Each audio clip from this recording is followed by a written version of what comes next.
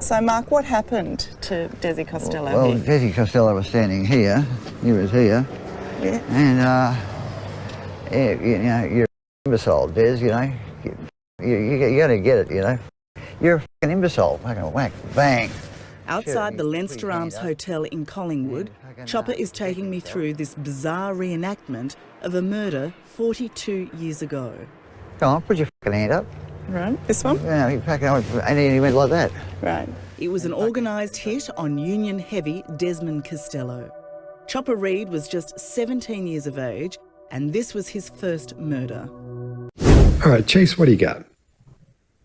Now that the interviewer gave him permission to move her around a little bit, his confidence has escalated, and this is extremely telling about his behavior.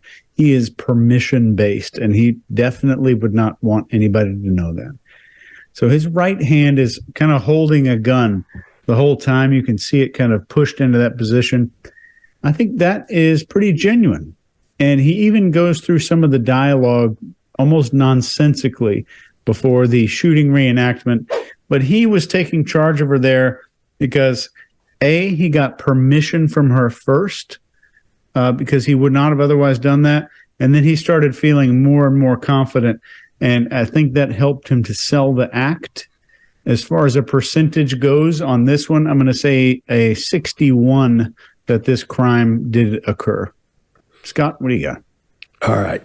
I think he's that permission-based guy because of being in prison so long. You can't do anything without asking if it's okay to do it, in most cases, from what I understand. But he awkwardly moves her into that position, and he begins imitating the guy that he murdered. But he doesn't give any upfront information. He doesn't give any much background on that at all. And then there's no reasoning behind why he shot him. There's no reason behind why they're arguing, or why they're even there at that point. And then the awkwardness of all this just screams deception to me. And I think this is something he heard and he's repeating. I think it's a story that he thought might have been cool sounding, but I don't think he did it. And I think it's 100% deceptive. I don't think it's true at all. I'll end it there. Greg, what do you got? Yeah, this is part of an act. Way back when, if you think about something like guerrilla theater, where you take shock and you involve somebody in the discussion so that now you can plant more information in their head. I think what he's doing here when he asks for permission, that has nothing to do with what he's doing. He's wanting to get his hands on her so he can engage her. This is Con Man 101. He engages her physically, and then she's part of the story, so it's easier for her to believe. And she's awkward and not paying attention to all the details because she's feeling invaded. If a person does this to you, be very cautious because you're working something.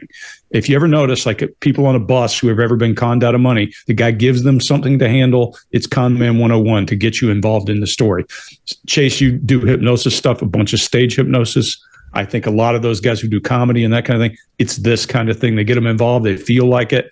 And I know there are people who do hypnosis and people who don't. I don't know anything about it. Just know when I watch them, I'm like, yeah, there's a lot of that engagement in some of these shyster guys.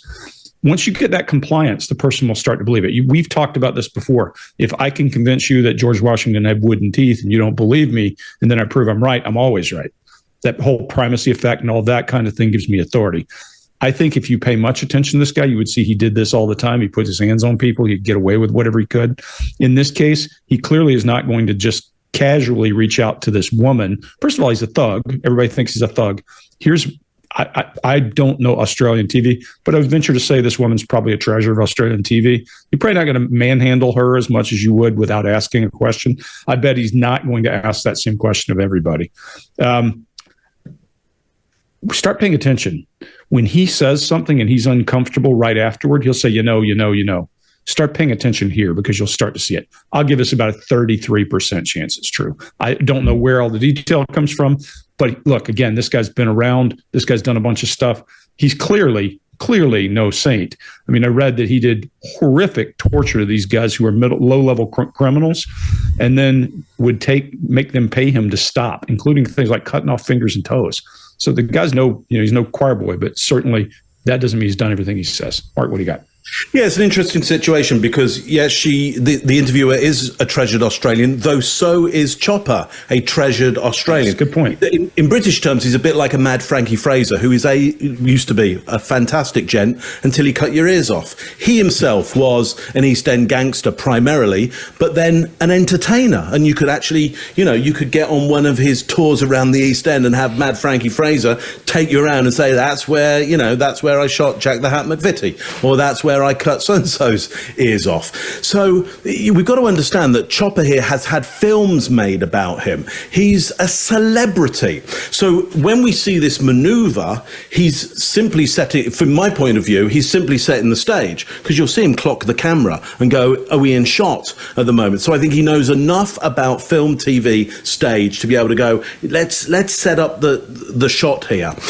I would say my bias goes towards this is a true crime, because later on in another video, we'll see him not include anybody else and act out the crime in a way that cannot be, or potentially is not, accurate. Whereas here, he's trying to create accuracy. Look, do the choreography, put your arm up here, play the part of this other person. So what else do we get from him?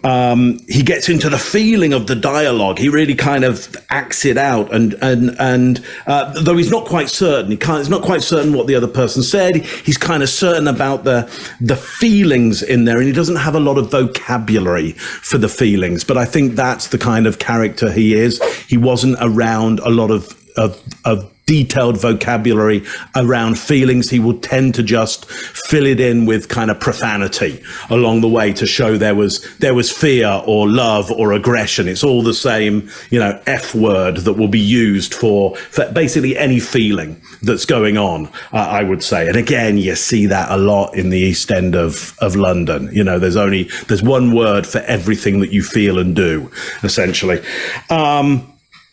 Okay, so he has some detail here and he doesn't have some detail here, but on a 50-50 bet, my bias would be towards there is some veracity, there is some truth to him being involved in this crime.